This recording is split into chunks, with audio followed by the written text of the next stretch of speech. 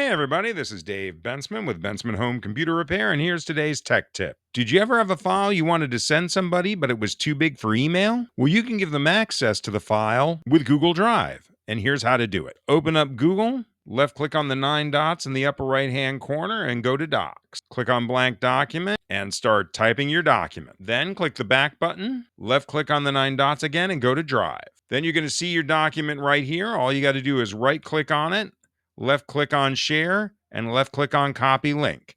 Then if you left click on the 9 dots again and go to Gmail and then click on compose, you can paste that link in the email and send it to whoever you want, and they'll have access to that file. If you live in the Memphis, Cordova, Bartlett, Germantown, Oakland, Arlington, Collierville, Millington, or Eads, Tennessee area, and you need a computer expert to come to your home and help you solve your computer problems, feel free to give me, Dave Bensman, a ring at 901-830-4362.